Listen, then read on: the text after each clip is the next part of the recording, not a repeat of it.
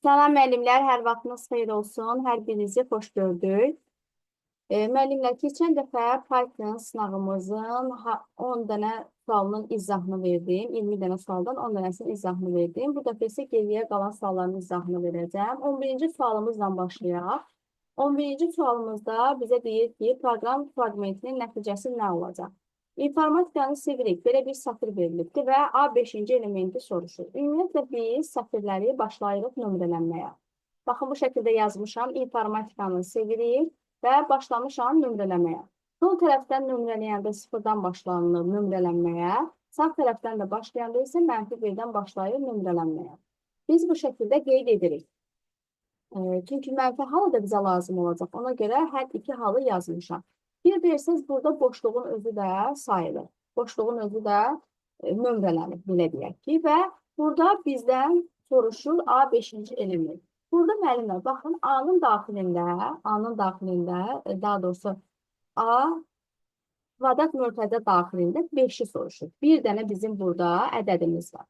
Belə olanda bu hansı ədəddirsə, müsbət və yaxud mənfi, fərqi yoxdur. Onun düşdüyü biz hərfi tapırıq və onu yazırıq. Burada nə yazılıbdır? Müsbət 5. Müsbət 5 hansına düşür? M hərfinə düşür. Ona görə də biz deyirik ki, A5-ci element M-dır. Amma necə M-dır? Dırnaq işarəsində M. Və cavabımızı da götürürük A variantı. Bu bir dənəli olan halıdır. İndi isə digərlərinə də baxacağıq. 2 dənəli, 3 dənəli olan hallara da baxacağıq. Keçirik digər sualımıza, 12-ci sualımıza.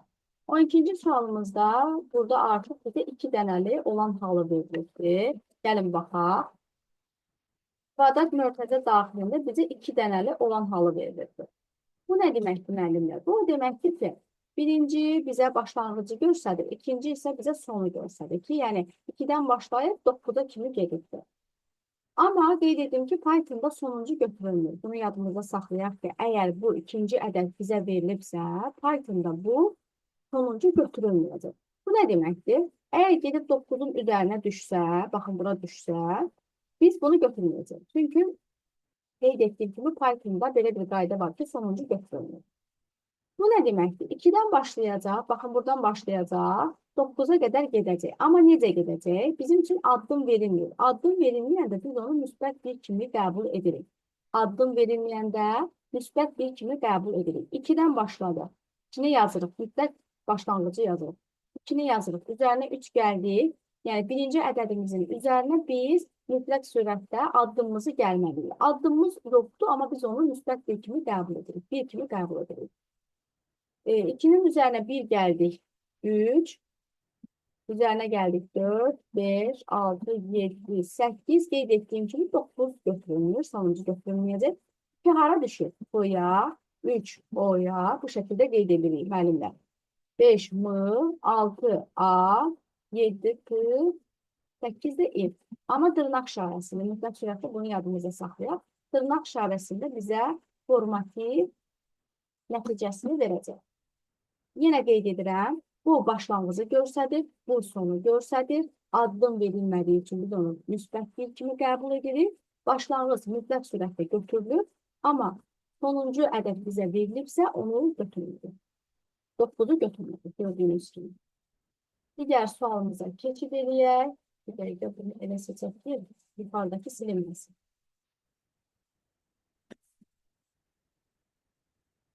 13-cü sualımıza keçid edək. 13-cü sualımızda artıq 3 dənəlidir. 3 dənəli olanda müəllimlər, biz dedik ki, birincisi bizə başlanğıcı verir.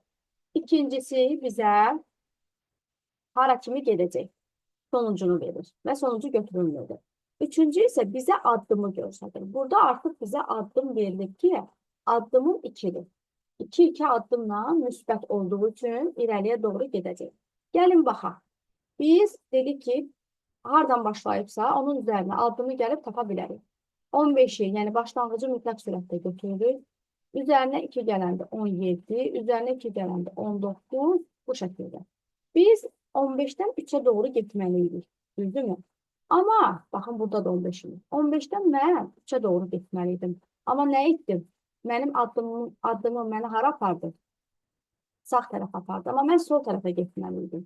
Deməli, addımımla, gedəcəyim yerlə hal-hazırdakı getdiyim yer üst-üstə düşmür. Üst-üstə düşmədiyi üçün müəllimlər bu zaman biz deyirik ki, bu dırnaq işarəsində boşluqdur. Baxın, dırnaq işarəsində boşluqdur. Bu şəkildə qəbul edilir. Bir daha qeyd edirəm. Əgər mənim, baxın, 15-dən başlayıb 3-ə doğru getməliyəm. Amma addımım məni başqa bir istiqamətə aparırsa, sağa doğru aparırsa, bax, sola doğru getməliydim, 3-ə doğru getməliydim, amma məni sağa doğru apardı. Bu zaman biz deyirik ki, bu olur dırnaq işarəsində boşluq. Nəticəmiz bu şəkildə verilir. Və bir daha da qeyd edim ki, bu sonuncu da nə oldu? 2 bizim addımımız oldu. Digər sualımıza keçid edək. Digər sualımız da elə. İnformatikanı sevirik. Buna aiddir. Səhv tipində burada. Gəlin, baxaq görə nə verilirdi. Burada isə müəllimə fikir versəz, başlanğıc verilmir. Bu başlanğıcı biz özümüz tapmalıyıq. Başlanğıc yoxdur.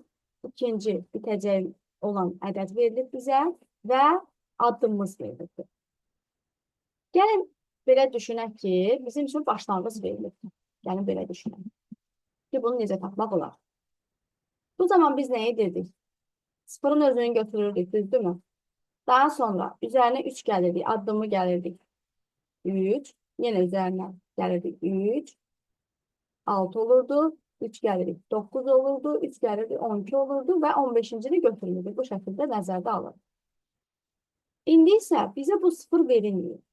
Biz necə ki, birinci ədədin üzərinə addımımızı gəlməklə sonucu hara kimi gedəcək, onu tapa biliriksə müəllimlər.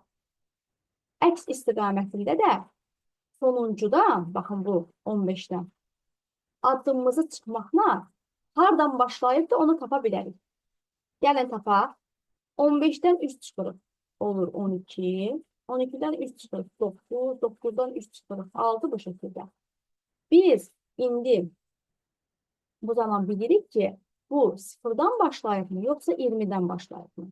Hər iki halda müəllimlər müsbət şəkildə olduğu üçün ya 20-dən başlamalıdır, ya da ki 0-dan başlamalıdır. Biz də bunu bilmədiyimiz üçün sonuncudan 3'ü çıxırıq, çünki addımımız 3'dür. Və baxırıq, görürük ki, bu sağa doğru gedir, yoxsa sola doğru gedir. Fikir versəz, bu sola doğru gedir. Baxın, 12, 9, 6 sola doğru gedir. Deməli, bu hardan başlayıb? 0-dan başlayıbdır. Başlanğıcı 0 olubdur. Bu şəkildə biz başlanğıcımızı tapa bilərik. Bir daha qeyd edirəm. Sonuncudan biz addımımızı çıxmaqla 0-dan və yaxud da ki 20-dən başlanğıcını tapa bilərik. Necə tapırıq? Çıxdıq, gördük ki, sola doğru gedir və biz burada artıq qəbul elədik ki, bu 0-dan başlayır.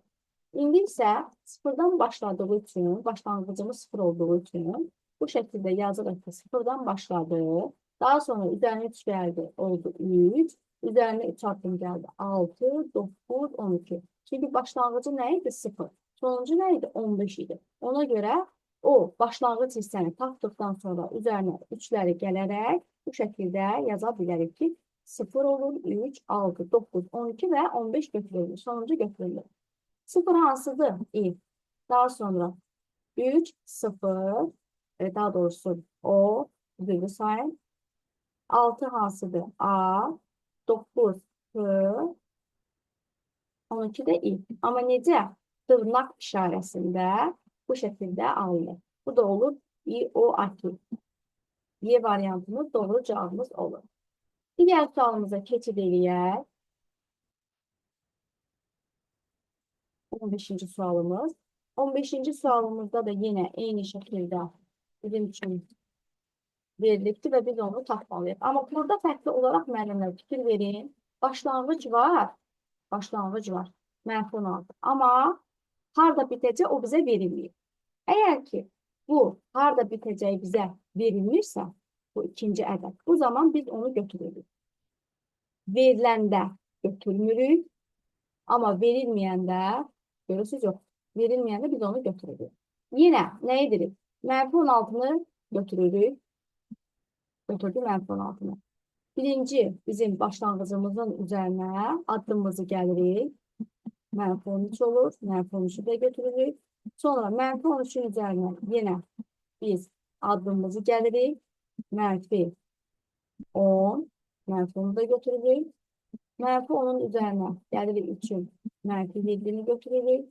Mənfi 7'nin üzərinə gəlirik 3'ün. Mənfi 4'ü də götürürük. Mənfi 4'ün üzərinə də gəlirik 3'ün. Mənfi 1'i də götürürük. Baxın, 1'ə düşür bu sonuncuya. Amma biz onu götürürük. Çünki ikinci bizə verilməyibdir. Hansıları götürdük? Mənfi 16. Bu şəkildə yazdım ki, daha aydın olsun. Amma belə şifahi şəkildə də siz özünüz tapa bilərsiniz ki, üzərinə 3 gəlməklə düşür mənfi 13'ə, mənfi 10'a, mənfi 7'yə, mənfi 4'ə, mənfi 1'ə. Gəlin, indi yazaq. Mənfi 16'mız hansıdır? M. Mənfi 13'ümüz İ. Mənfi 10. Mənfi 10 A. Mənfi 10 üzülü say. Mənfi 10'lu. Mən müsbət ona baxsam, üzülü say biləcək. Mənfi 10 M. Mənfi 7. Mənfi 7 S. Mənfi 4 İ. Mənfi 1 də K. Bu şəkildə biz cavabımızı aldıq ki, nisbi və cavabımız da oldu S variantı. Digər sualımıza keçid edək. 16-cı sualımız. 16-cı sualımız da bizim üçün belə bir hesablama verilibdir ki, biz buradan A-nın, B-nin, C-nin qiymətlərini tapmalıyıq. Gəlin tapaq, müəllimlər. Burada yenə qeyd edirəm ki, müəllimlər, tapdığımızı mütləq sürətlə baxın, görün sizdən eyni bu şəkildə mi soruşur, yoxsa B, C, A mı soruşur? Çünki müəllimlər tapandan sonra gətirib yerinə qoyanda bəzən ona fikir vermirlər və cavabı da səhv işarələyirlər. Gəlin baxaq, bu nə deməkdir müəllimlər? A bərabərdir B, B bərabərdir C, C də bərabərdir 7'yə. Bu deməkdir ki, A'mız da 7'dir, B'miz də 7'dir və C'miz də 7'dir bu şəkildə. İndi isə burada eyni anda A ilə B öz qiymətlərini dəyişəcək. B ilə C onun kimi, yenə A ilə C onun kimi və bu zamanda biz köhnə qiymətlərin üzərindən xətt çəkəcəyik. Yeni qiymətlərimizlə hesablamağa davam edəcəyik. Gəlin hesablayaq. A, B bu şəkildə yazdıq. B üzərinə 3 gəlmək lazımdır. B'miz 7'dir. Üzərinə 3 gələndə 10 edir. A'mız 7'dir. Vururuq 2'yə oldu 14. Bu deməkdir ki, A 10'u götürür. B isə 14'ü götürür. A'mız oldu 10. B'miz də oldu 14. Və biz burada gəlirik bu A'nın üzərinə xətt çəkirik. Çünki yeni bir qiymət aldıq. B'nin də üzərinə xətt çəkirik. Çünki yeni bir qiymətimizi aldıq. B üçün 14. Daha sonra B, C bu nə deməkdir? Burada C'ni vururuq 3'ə, 21'dir. A'nın üzərinə də 3 gəlirik, 10 idi. Üzərinə 3 gəldik, 13. Burada B'miz 21'i götürdü, C'miz də 13'ü götürdü. B 21, C isə 13. Gəlirik buradan B'nin üzərinə xətt çəkirik və C'nin də üzərinə xətt çəkirik. Çünki yeni bir qiymət aldıq. Daha sonra A, C eyni anda dəyişəcək. B'mizin üzərinə 3 gəldi, 21 idi, üzərinə 3 gəldi, 24. A'mız da oldu 10. Yəni A'mız 10 olduğu üçün gətirib qoyduq yerinə. Burada A 24 alır, C isə 10 alır. A'mız olur 24, C'miz də olur 10 bu şəkildə. Və A'mız üçün yeni bir qiymət aldıq, C'miz üçün də yeni bir qiymət aldıq. Ona görə də yeni qiymətlərlə davam edirik. Buradan rəngi dəyişir, bir də aha. Deməli, A, B, C. Bizdən bu şəkildə soruşduğu üçün ardıcıl olaraq yerinə qoyuruq. A'mız 24, B'miz 21, C'miz isə 10. Bu şəkildə tapdıq. Bu da oldu bizim B variantımız. B variantımız uyğun variantımız oldu. Digər sualımıza keçid edək. 17-ci sualımız. 17-ci sualımızda da müəllimlər. Biz bunu koordinat oxu üzərində də edə bilərik. Amma daha rahat formada mən izah edəcəm. Bu şəkildə etməklə siz bu tipdə olan sualları düzgün şəkildə cavablandıra bilərsiniz. Baxın müəllimlər. Bu bizim tam bölməmizdir. Bu isə bizim qalıqlı bölməmizdir. Yəni buradan tam hissəni tapırıq, buradan isə qalıq hissəsini tapırıq. Bunun 4 cürə halı var. Birinci halında hər iki tərəfin müsbət olan halıdır. Hər iki tərəfin müsbət olan halını müəllimlər, çox müəllimlər bilir. 27-nin 4-ə bölünməsindən tam hissəsini tapacaq. Bir də 27-nin 4-ə bölünməsindən qalıq hissəsini tapacaq. Elə eyni ədədlərlə eləyək ki, daha yaxşı başa düşək. Burada nə demək ki, bunu demək olar ki, bilirik. 27-ni 4-ə böləndə içərisindən neçə tamımız olur? 6 tamımız olur. Qalığımızı da elə buradan baxan kimi görsənir, amma bu şəkildə eləyək ki, daha yaxşı digərlərini də edə bilək. Baxın, bu şəkildə biz bunu etdik, düzdürmü? 27-ni böldük 4-ə, bizim tam hissəmiz düşdü 6. Biz 4-ü vururuq 6-ya, 24 edirik. Və deyirik ki, bunun üzərinə neçə gəlsəm 27 eləyər. Üzərinə 3 gəlsəm 27 eləyər. Deməli, mənim qalığım burada olur 3. Bu şəkildə qeyd elədik. Bir daha deyirəm. 27-ni böldüm 4-ə. Eyni necə ediriksə, həmişəki kimi bu şəkildə edirik. 27-ni böldüm 4-ə. İçərisində 6 dənə olduğu üçün yazdım tam hissəm 6-dır. Daha sonra 4 dənə 6-nı buldum. Üzərinə neçə gəlsəm 27 eləyər, 3 gəlsəm 27 eləyər. Və bu hissədə mənim qalığım oldu. Getdim, yazdım bura. İkinciyə keçirəm. İkincidə də hər iki tərəfin mənfi olan halıdır. Hər iki tərəfin mənfi olan halında da yenə eynən bu şəkildə edirik. Mənfi 27-ni mənfi 4-ə bölürəm. Deyirəm, tam hissəm nə qədər düşür? Tam hissəm 6 düşür. Eyni şəkildə edirəm. Hər iki tərəfin işarələri eyni olan halda biz bu şəkildə edirik. Mənfi 4-ü vururam 6-ya, eləyir mənfi 24. Deyirəm ki, mənfi 24-ün üzərinə neçə gəlsəm, mənfi 27 eləyər, mənfi 3 gəlsəm, mənfi 27 eləyər. Mənim qalığım nə olur? Mənfi 3. Bu şəkildə qeyd edirəm. Bu, hər iki tərəfin müsbət olan halıdır. Bu şəkildə edirik. İndi isə gəlin bir tərəfin mənfi, hər iki tərəfdə, üzrü sayın, işarələri eyni olan halıdır, müsbət edim deyəsəm. Hər iki tərəfin işarələri eyni olan halıdır. Baxın, burada da işarə eynidir, burada da, burada da, burada da. Burada da yenə eynidir. Burada hər iki tərəf müsbətdir, burada isə hər iki tərəf mənfidir. İndi isə gəlin bir tərəfin mənfi olan halına baxaq. Bir tərəfin mənfi olan halında görək necə edilir. Mənfi olan halında müəllimlər bölürük. Mənfi 27-ni 4-ə böləndə neçə düşür? Hardasa, yəni tam hissə neçə düşür? Mənfi 6. Bu şəkildə düşür, düzdürmü? Bir tərəfin mənfi olan halından o biri yadda saxlamaqla o aldığımız ədədin üzərində, ədədi bir dənə artırılır. Bir dənə elə bir yuxarı yazır. Mənfi 6 deyildi, mənfi 7 yazır. Rəqəmi elə bir ki, bir dənə artırılır. 6 elə bir ki, 7 edilir. Bu şəkildə etməklə daha yaxşı edə bilərik. Bir daha qeyd edirəm. Böldük, tapdıq mənfi 6. O, rəqəmi bir dənə artırıldı.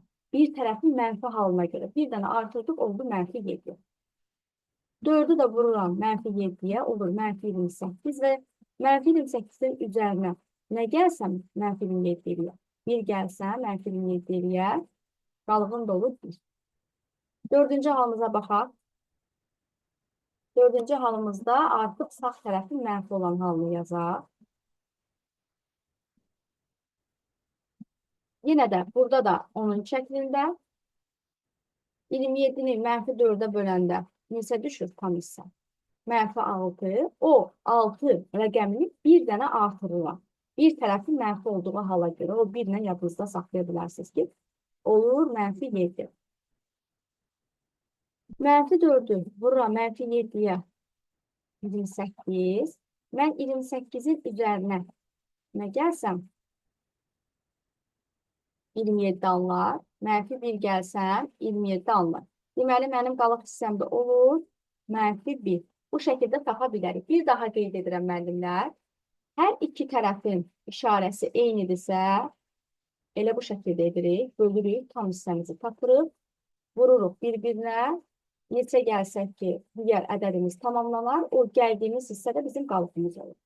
Amma bir tərəfin mənfi olan halında isə bölürük, o tapdığımızın rəqəmini bir dənə artırdıq. Mənfi 6 oldu, rəqəmi artırdıq, oldu mənfi 7. Bu şəkildə etməklə biz bunu həll edə bilərik, əgər bir tərəfi mənfidirsə. İndi gəlin baxaq görək. Bizdən 27-nin 4-ə bölünməsindən tam hissəsini soruşurdu. Bir də 27-nin 4-ə bölünməsindən qalıq hissəsini. Tapdıq tam hissəmiz 6, qalıq hissəmiz 3. Burada da var, burada da var. 6, 3 tapdıq. İndi isə digərinə baxaq. 27-nin Mənfi 4-ə bölünməsindən, baxın bu hissənin mənfi 4-ə bölünməsindən tam hissə və qalıq hissə mənfi 7 və mənfi 1. Bu şəkildə tapmaqla biz C variantımızı aldıq ki, C variantımız doğru variant. Digər sualımıza keçid eləyək. 18-ci sualımız. 18-ci sualımızda da belə bir proqram fragmenti verilibdir. Gəlin bunu hesablayaq. Bunu verilməlidir. Hamısı düşsün. Cavabla bir yerdə hamısı düşsün. Gəlin hesablayaq. A-ya 40 mənsublidir. Tam tipdədir. B sətir tipindədir. C-ni hesablayaq. Görək burada C-ni neçə alırıq. Sətir A. A bizdə tam tipdədir. Düzdürmü? Və biz onu sətir tiplərinə çeviririk. Sətir A etdiyimiz zaman olur. Dırnaq işarəsində 40 və üzərinə də gəlirik. Sətir tipində 15-i. 2 dənə sətri toplayanda birləşirdi. Birləşirdi bu şəkildə alınır. İndi isə keçirik bu hissəni etməyə. Burada B-miz sətr tipində 15-dir. Vururuq 2-yə. Üzərinə də gəlirik. Sətr tipində 40, 15. Sətri ədədə vurduğumuz zaman dedik ki, ədəd qədər təkrarlanır. Bu şəkildə yazılır. Ədəd qədər təkrarlanır. Üzərinə də gəlirik digər sətrimizi. Yenə birləşir. İki sətri topladığımız zaman birləşir. Dırnaq işarəsində olur müəllimlər. Amma qarşıda print olduğu üçün dırnağı yeyir və bu şəkildə çıxardır. Birincini tapdıq ki, 15, 15, 40, 15 elə bu varianta uyğun gəlir. Daha sonra keçirik digərinə. Burada isə C-mizi, baxın, C-mizi nə edir?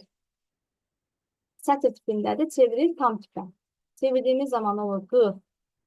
Yəni bunu bu şəkildə yazırıq. 4015. Üzərinə də gəlirik. A-mız neçədir? A-mız 40-dır. Vururuq. Vururuq 3-ə 120. Bunları da topladığımız zaman olur 4135. Tapdıq ki, print nəyi çap edir? 1, 15, 15, 40, 15 bu şəkildə. Bir də ki, 4135. Cavabımız da olur Y variantı.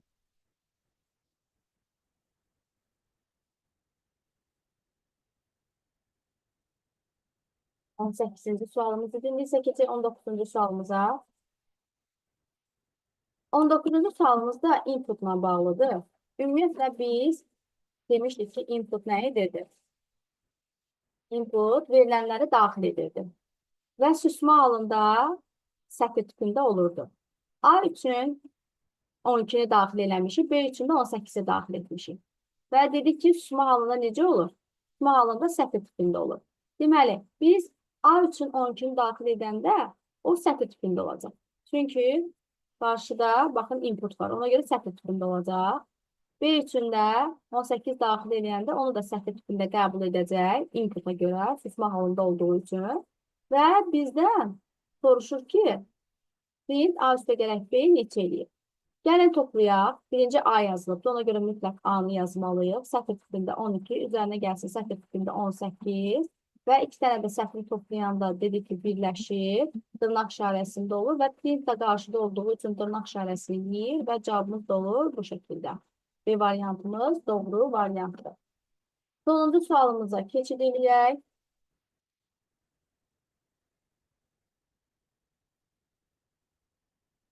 Yirminci sualımıza baxaq. 20-ci sualımız join ilə bağlıdır. Join ümumiyyətlə nə edir müəllimlər? Join siyahını çevirirdi sətr tipinə. Baxın, bu şəkildə yazılırdı join. Şimdi 2 dənə burada dırnaq işarəsi qoyulurdu.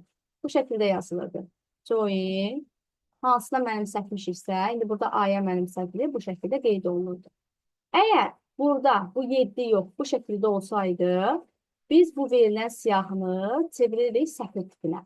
Sətr tipinə çevirilən zaman, baxın, bu şəkildə olacaqdır. Baxın, bu şəkildə olacaq. Albalı. Belə yazılacaqdır. Amma burada fikir versəz, 7 yazılıbdır. 7 yazıldığı üçün hər vergüldə biz 7-ni yazmalıyıq. Hər vergüldə 7-ni yazırıq. Dırnaq işarəsində A7, L7, B7, A7, L7. Sonuncuda da elə I-nı yazırıq dırnaq işarəsində. Amma print də burada dırnaq işarəsini yeyir, bizə verir A variantını. Bir daha qeyd edirəm. Bu şəkildə yazılanda, baxın belə, bu dırnaq işarəsində heç nə qeyd olunmayanda bizə elə albalının özünü verir sətir tipində.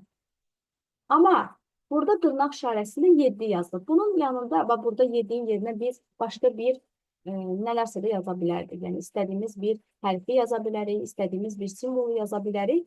Bu zaman nə olacaq? Vergüldə burada yazdığımız simvol artıq yazılacaq. Burada da 7 yazıldığı üçün hər hərfdən sonra 7-ni yazacaq dırnaq işarəsində və print də dırnağı 7 üçün cavabımız da olur A variantı. Bu şəkildə müəllimlər, düşünürəm ki, sizlər üçün faydalı bir video oldu. Bu kimi videoların, izahların davamlı olmasını istəyirsinizsə, zəhmət olmasa kanalımıza abunə olmağı, videolarımızı bəyənməyi və öz rəylərinizi yazmağı unutmayın. Sağ olun.